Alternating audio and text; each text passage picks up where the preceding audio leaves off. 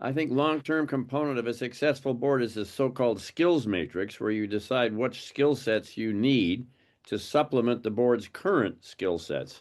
Now, do you have an opportunity, let's say in VIA, to take those conclusions into the political arena and make sure that to some extent the politicians are thinking about those skill sets?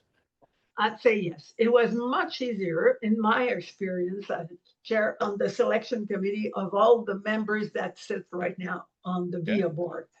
And there was really a possibility, depending on who did apply altogether, but each time we appointed new members, there were at least 200 Oh, people interested. We tried to do a distribution between provinces, a bit of French and English, yeah. women, and all this, but that was, I'd say, easy. Maybe today, different criteria that should be used. But I'd say that at the time where I was involved, there was a lot of space, which is not exactly the same with the idea of the CEO.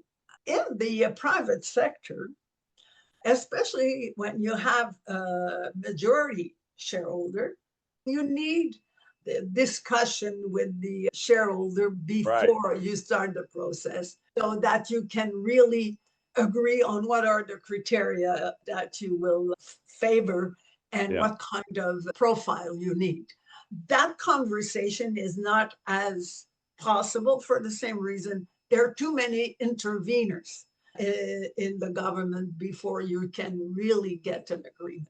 I've been on a couple of boards with a controlling shareholder and basically discovered that I needn't be restricted totally to my influence on him or her and the company in the boardroom.